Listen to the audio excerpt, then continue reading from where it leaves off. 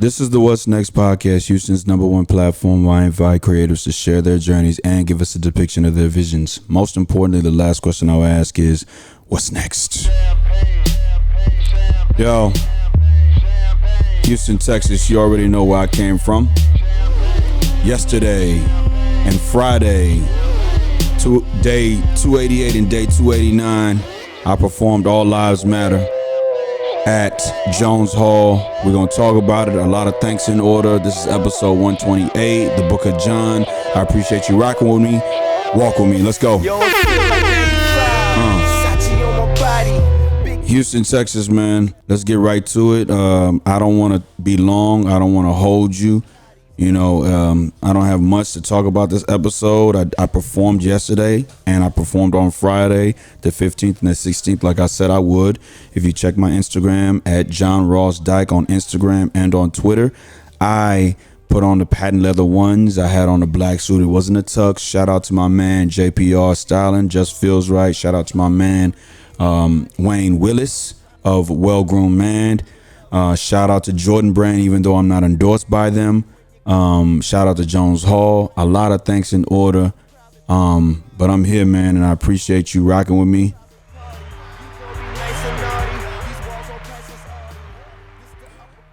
So let's begin, man. I talked about a lot. Not a lot, but I talked about some things in episode 127, right? There are a lot of thanks that I have to give out today, and I want to make sure that I get them all out. I wrote some of them down. I want to perform the piece that I wrote for the show yesterday. First and foremost, I want to say thank you to Patrick Davis. If you ever tune into this episode, I appreciate you considering me to be in your project. It's everything that I, as an actor, have ever wanted, to be recognized for previous work and to automatically get that nod to be in a project. It means the world to me, and I can't wait to work with you again. I'm going to be honest, outside of just how you handle business, just the forwardness. I enjoyed your spirit and I appreciate your time. I appreciate your consideration. Thank you very much for bringing me back to the stage and it being Jones Hall. Round of applause. Houston, Texas, welcome back to episode 128 of the What's Next podcast, a production of Still Visionary Inc. My name is John Ross Dike I, founder of Still Visionary Inc. and creator of the What's Next podcast, dropping every Tuesday at 6 p.m. Central Standard Time. If you would connect with me on LinkedIn, subscribe to my YouTube channel, like my fan page on Facebook, and visit my website at stillvisionary.com. Directly to my left-hand side is the trophy that I give to everybody that comes on the podcast, every creative that comes on the podcast. Also give them a What's Next podcast t-shirt. The seasons are changing, so you see me in a windbreaker. The seasons are changing, so you see me in a windbreaker. The Astros are in the ALCS. We're 1-1 with the Boston Red Sox right now. You see me in an Astros fitted. I told me and my man were talking. We said no more other city fitteds. It don't make no sense to be from this city or any city and rock another city's fitted. No more other cities fitteds. The only fitteds you're going to see me on are SVI fitteds and Houston Astros fitteds, maybe Rockets fitteds, and I'll make an exception for Baltimore Ravens fitteds because I am a Baltimore Ravens fan. But if you would also connect with me on Instagram and Twitter as well, and that's John Ross Dike, still_visionary, and the What's Next pod. Listen, ladies and gentlemen, I'm fresh from church today, but I'm fresh off the stage, and there's no other feeling like it. There is no other feeling like it in the world. Two feelings, right? For as an actor, as a poetic actor, as a poet and an actor, the two feelings. There's getting off the stage and there's completing a film for me. And I'm here to talk about the aspect of getting off the stage, right? It's like none other. It's everything I remembered it to be. I think the last time I was on stage was Forever Yours. And it's been a long time. So to get the phone call, like I talk about in episode 127, and I talk about episode 111, to get the phone call that somebody wanted to work with me, man, it was an opportunity that I had to seize. But in that opportunity, I felt like I had turned the doorknob of a locked door in writing a poem. And I'm reminded yesterday, as my heart was pounding, See, I said, everybody was like, yo, you good? And we were asking everybody that. Everybody, like, I'm be honest, it was a lot of us that have done this poetry thing, and I think I'm the least experienced. It's a lot of us that have done this poetry thing, right? It's very few of us that have been on the stage at Jones Hall. It's very few of us. So we all were reciting our lines in the wardrobe room. We were all reciting our lines. We were all reciting our poems. We were talking. We got there Friday at 2:30. So I took half the day off to get there for sound check, to rehearse and everything. And we were reciting our poems, right? And you know, you have that false assurity. Yeah, I'm good. You're good now.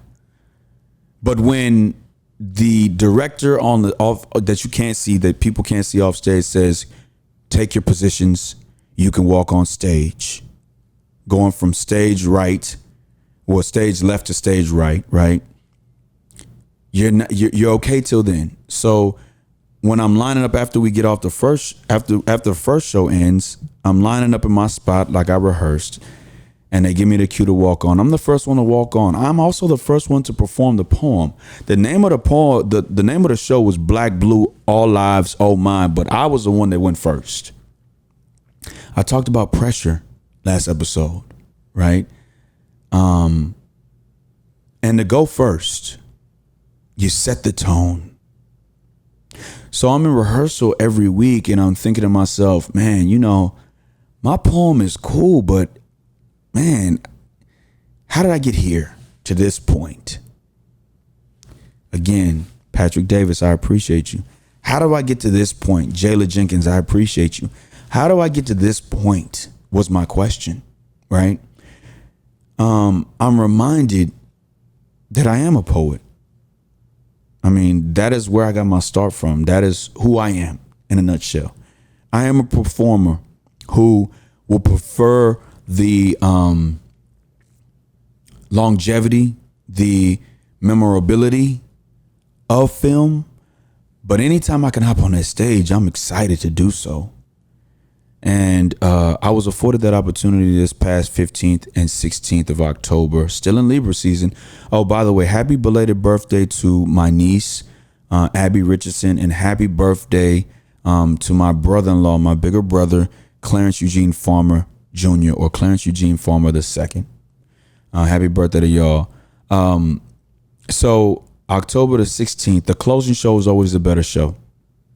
It's always a better show.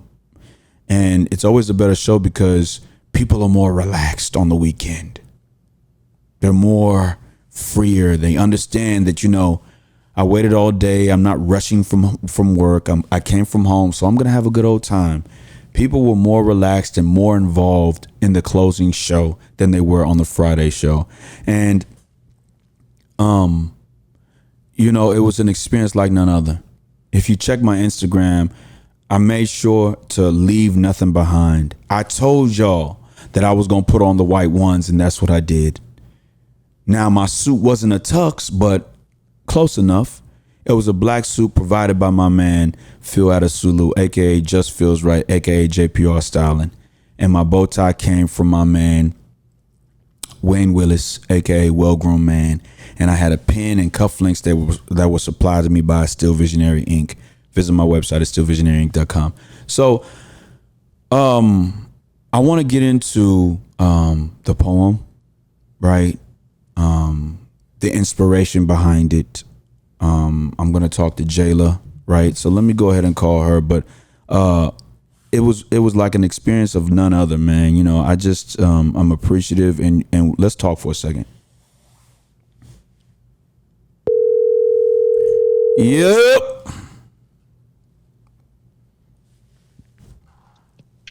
Hey. Yo, what's going on? Nothing. How you doing? I'm good. I'm great. I'm off stage. You know, I'm a day removed from the stage, and I can still smell the scent of Jones Hall on my shirt. I know. How you feel? Ain't it great? How you feeling? I feel good. Last night was great. Yeah. I was just saying this that. Weekend. Go ahead. I'm sorry. Go ahead. No, I was just saying this whole weekend was great. I was just saying that the closing show is always better than the opening show. I agree. I agree. I always feel like it's something about the opening show, you working out the kinks, and then the closing show, that's you in the zone. Yeah, we were rehearsing our lines, or our poems rather, on Friday, and even though I felt like I was ready, when we took our positions to walk on stage, my heart was throbbing. Did you have the same feeling? Yeah, just watching y'all, just standing in the wings watching. I'm like, okay. Why? You just be nervous. Yeah, no doubt. Oh man. So look, man, I had to say this episode that I have a lot of thank yous to give out. My first thank you was to Patrick. My second thank you is to you. Oh, you're welcome. My second thank you is to you, man. I'm reminded, and I was saying something to you all when we were in wardrobe. I was saying that as a Virgo, or me in particular, when I get around a group of things or a group of people that I'm familiar with, I never let them go. And I'm reminded of that feeling because Ashley and you, I started with y'all. And to be on stage with Ashley again in that type of platform, it just it's full circle, brings me back to the beginning. Yeah, that's to be on that stage. I know it was really epic for y'all. That is that's something that don't happen for many. You know? Let's keep it real. That's something that don't happen for Black people. Not at that location. I want to just keep it. I want to keep it 100 because what the lady was telling us on closing night. Like she said that the poems were, and the whole theme was uncomfortable, but necessary, and that stuck out to me. Yeah, she did say that. She was really into it. She was really like impressed. Very. Because it's one of those things where it's like, it was very necessary. And I think that I just appreciated even the angles that we were coming from because everybody had a unique feel and everybody's words were pertinent. And I'm just glad to be a part of such a historic event. Yeah. It don't feel real, huh? Like I said in episode 127, I've partied at Jones Hall once 2 decades ago before I was married, while I was, I think I was in college at the time, but to perform and see all them red seats, even if they didn't touch the top of the balcony area, just to see the crowd was full on closing night. It was full. I could actually see people's faces. Before I couldn't see people's faces. Oh, you can actually see them this time? Yeah. Like the girl that was like the girl and her daughter who was standing next to Ashley's parents. I saw them. They were audience right, stage left. So they were audience right, stage left, and I saw them on the first or second row, and I was like, man, it is packed in here. It is packed. Man, it was just being backstage, listening to you guys. I was just really, really happy. Right. Did you what anything that could have been better? Anything that you didn't expect? What was your whole feeling outside of the performances? I mean, I think everything just was great. I mean, I don't think anything could have been better. It was what it was for what it was. You know what I mean? Everything that happened was already designed to happen. I probably would have added just a little bit more far as the things that y'all did as a group. But the hand claps were good. Yes, I like the hand claps. I like when y'all stood up for the Negro National Anthem. And Ashley had her fist up. And I wanted to do that too, but I felt not necessarily conflicted, but I felt like, damn, I'm representing All Lives Matter. I want to kind of, you know what I'm saying? And I used my peripheral to count the number of claps. When I saw Ashley do it in rehearsal, I said, okay, I'm going to do it as well. And I don't know if Spoken Bean did it, but I'm going to assume. Okay. Okay. So yeah, so maybe if we all had something, like if we had all rehearsed doing something as a unit, that would have been dope. Even though it was all improvised and we did what we did. Yeah, that was good. Like, I know we had decided that on dress rehearsal night, and I was would have just implemented a little bit more. But other than that, it was flawless. It was flawless. It was everything was so well received, and as she said, it was uncomfortable, but it needed to be heard. And I just feel like we brought blackness to Jones Hall. The what's the word I'm looking for? What they're not used to. What they're not used to, because they have some ballet, African American dances and stuff like that, and those classical pieces that might have one or two black people in there. But in terms of an all black cast and speaking on the topics that we were speaking on, I think that it might have been. It definitely was uncomfortable to hear. Definitely. And that's what I was talking about, the topic, the topics that we were speaking on, the subject matter, because no matter what your topic was, it still all went back to what it's like being black in America. All right, Jay. I'm so glad you answered the phone when I called. Thank you for being on episode 128. I will talk to you soon. You're welcome. Anytime. Enjoyed you having a good day. No doubt. Appreciate it. All right. Bye-bye. Habakkuk 2:2-3 says, "And the Lord answered me and said, Write the vision and make it plain upon tables, that he may run that readeth it. For the vision is yet for an appointed time, but at the end it shall speak, and not lie. Though it tarry, wait for it, because it will surely come. It will not tarry. You do what you do for yourself to prove you can do it for others. Even though the year of perfect vision needed corrective lenses, your vision was never out of focus. You remained still. You remained determined." Kobe said, "The Mamba mentality is the attention to detail and the level of commitment. Run your race because you got time. Keep the momentum. Believe in your story, a creative story. Remember, never stay comfortable while trusting the process. Be innovative in your 720 hours. There will be stumbling blocks. You just keep pushing. Most importantly, what's next?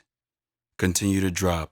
Every Tuesday. Every Tuesday? Every Tuesday. Every Tuesday. Every Tuesday.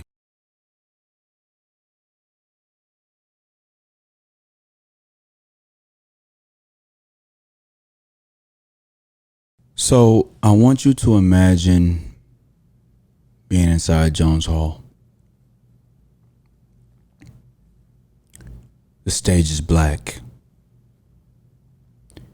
From stage left, audience right, four African American people, 4 black people walk out on stage and sit on 4 black stools. There's a podium in the center of the stage and a microphone, which I thought when I rehearsed was quite uncomfortable because I wanted to be able to move around the stage, but I think it worked out for the best. There is a screen behind us 4 that has a visual that plays. After the first portion, we're about a minute, maybe a minute and a half in, I stand up and I walk to the center of the stage. And I say, "To thee, I'm only Christian on Sundays. I only believe that Jesus Christ saves on certain days. Black on black crime is one thing when we do it. White on black crime is unforgivable when blacks go through it. And we see blue on black crime daily. We should be getting used to it. I want to remind you that Black lives matter, blue lives matter after, but most importantly, all lives matter." Wait a minute. I'm in rare form. How can I, a black man say that? And I would reply, In a day and age where every black child is force-fed Black Lives Matter, I'm here to perform a piece about all lives matter. I want you to know that everything I started, I stopped. In search of where to start, I asked the pastor what Bible verse comes to mind when I say all lives matter. He said nothing, because Black Lives Matter. That from a man of God who's aware of a lost cause and attempts to teach, searching at volume sacred law for the correct scriptures to read. He said, John 3:16, for the Lord so loved the world that he gave his only begotten son, that whosoever believeth should not perish but have everlasting life. He said the book of John is about life. His stare, piercing, cut through me like a ginsu. In his eyes, I saw what he meant and really wanted to say. He said, whosoever in this context meant all. The Texan, European, Nigerian, or Dominican. No matter who you are, you got to answer when the Lord calls. He said the book of John is about life. So if a black man is murdered by a white cop, or an ex-black military man shoots down Dallas police officers, Jesus sees sin as sin. So who cares about the color of our skin? Some Christians do, but lucky for us, everlasting life can be found in you. He said that the book of John is about life, and those that believe it find peace and understanding God's will. One city, one country, one state. That's the Lord's deal. To my, I'm only Christian on Sundays. I only believe that Jesus Christ saves on certain days.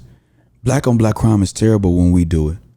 White on black crime should be unforgivable when anybody goes through it. And we see blue on black crime daily. We'll never get used to it.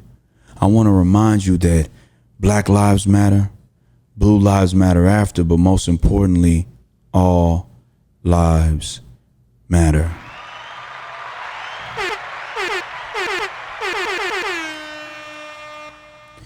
Houston, Texas, that was a poem that I performed on the 15th and 16th of October at Jones Hall. I want to say thank you to SPA Houston, that's Society for Performing Arts.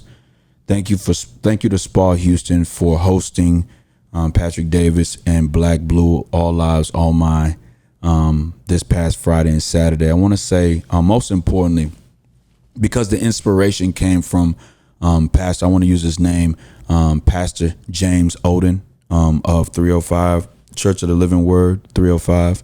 That's my wife's church, my mother-in-law's church, my in-laws' church. Shout out to Sister Sheila. Shout out to Rhea. Shout out to Letha May. Rest in peace, Bernadine Cole. I asked Pastor Odom what Bible verse came to mind. And so I want to make sure that it I know it might sound like a slight, but in creativity, that was just the emphasis that I put on it to kind of like draw from the crowd. Right. But when Pastor Odom said that, I can understand. Listen, like Jayla was saying, it was touchy to perform that piece or those pieces in Jones Hall. Jones Hall was Snow White. I mean, it's no way to say it. And here you have, Ashley's piece was about Black Lives Matter. She said Black Lives Matter has mattered since life had matter. And she said a lot of things that could kind of be like,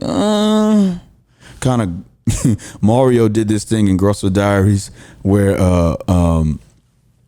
his boss was advancing on him, and so the camera guy cut to him grabbing his chair to brace himself, like, oh, hold on.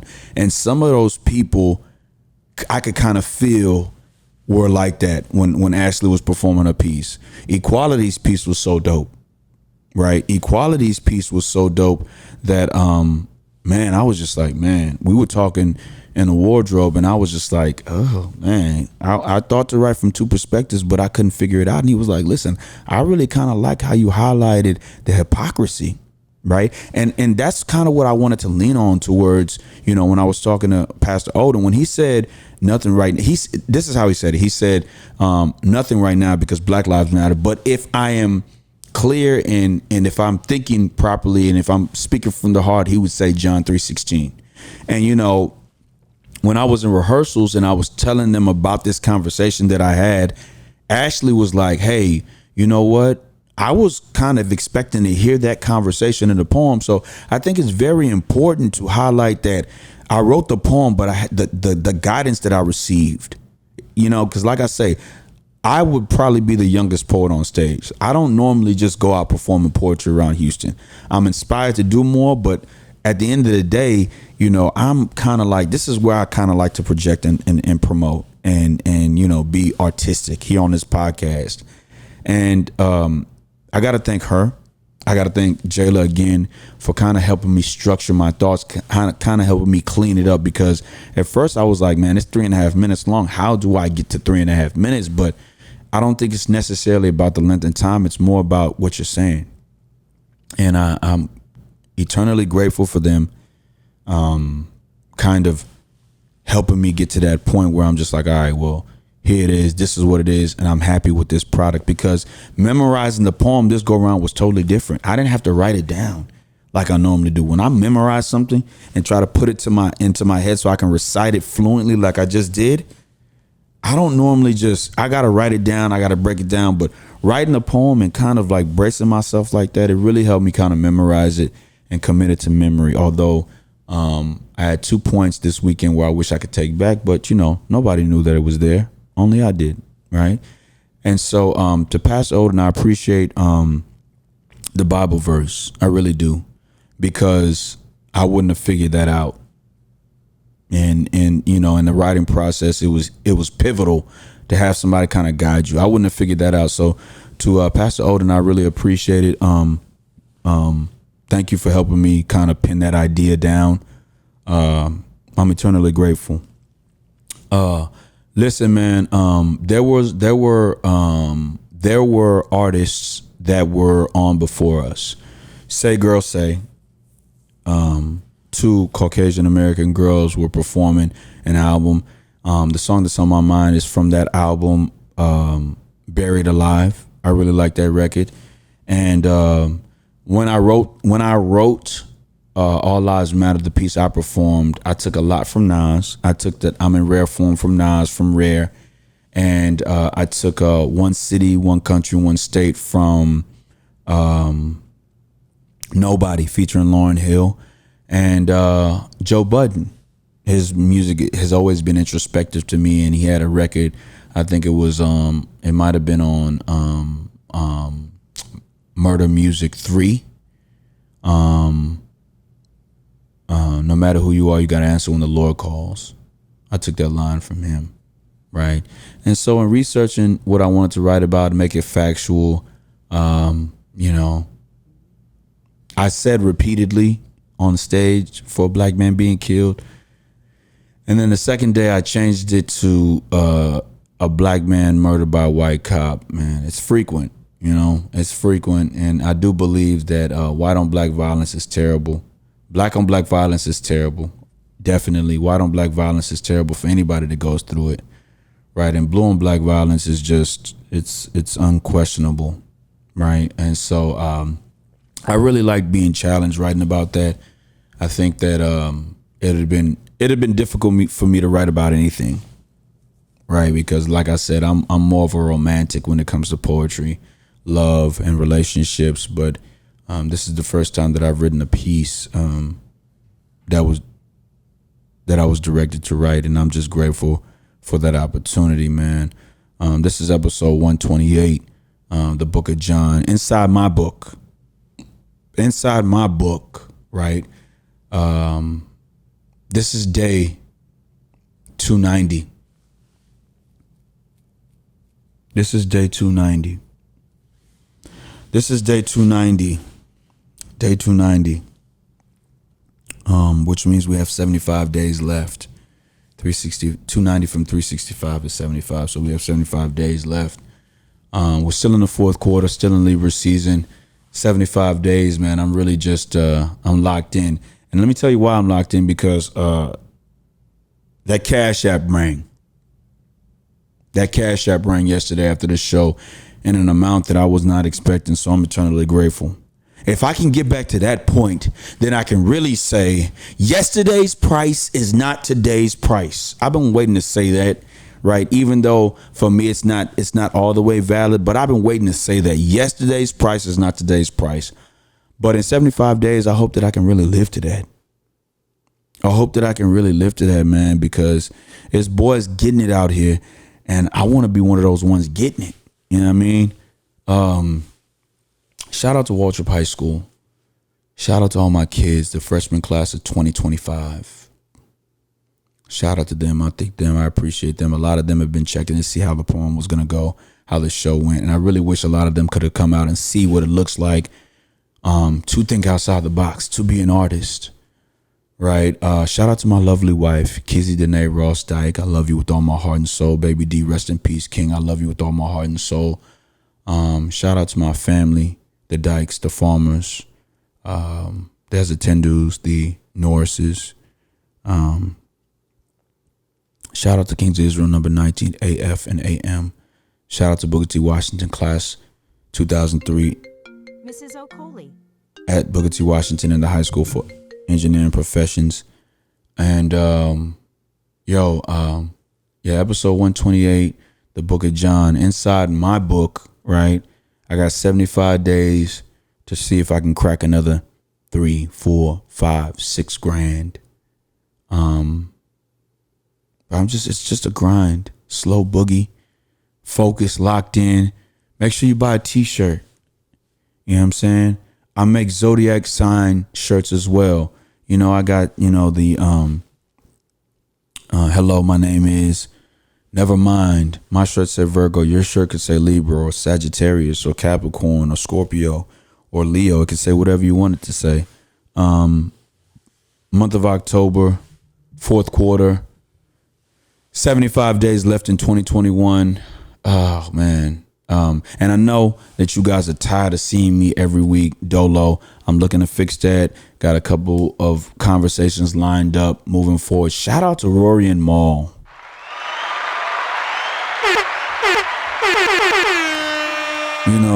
Really shout out to them because, when you leave that big of a platform, some people might consider you done.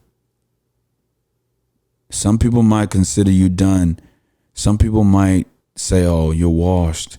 But, they believed, they stood to their morals, they stood to their grounds, and they signed that big contract, and they're going to be dropping sometime in November. So shout out to them for staying true to their values and their core and finding what works best for them and, coming out with a bag, you know what I mean? Because their voices are very needed in podcasting as well. Shout out to all the Houston podcasters, man. You know what I mean? Thank you for constant motivation to keep dropping and not die out. It's important. Yeah, man. Just keep on pushing. What else? Just more people to talk to this month. More people to look towards this month. And I appreciate y'all rocking with me, man. You already know what time it is, right? You already know what time it is, man. I sell merch. The seasons are changing. I got hoodies. Yes, I embroider. Yes, I press on them. Yes, I put photos on them as well. I got hats for sale, stillvisionary.com/merch. I do what I do for myself to prove that I could do it for others. Make sure that you tell people that I did a poem on this episode. If you're watching this episode, I love you. Rock with you and see you next time. Peace and blessings.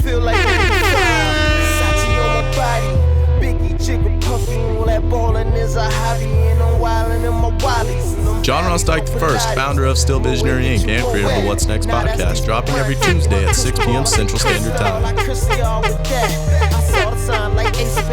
John Ross Dike I, founder of Still Visionary Inc. and creator of the What's Next podcast, dropping every Tuesday at 6 p.m. Central Standard Time. John Ross Dike I, founder of Still Visionary Inc. and creator of the What's Next podcast, dropping every Tuesday at 6 p.m. Central Standard Time. Rain when your cloud is 9. Get off that high ass hussy. This a private party. Been on my dick too long. No breath on private party. You gon' be nice and naughty. These walls on Princess Audie. It's the upper crust. Fuck yourself. John Ross Dike I, founder of Still Visionary Inc. and creator of the What's Next podcast, dropping every Tuesday at 6 p.m. Central Standard Time. What we doing again? John Ross Dike I, founder of Still Visionary Inc. and creator of the What's Next podcast, dropping every Tuesday at 6 p.m. Central Standard Time.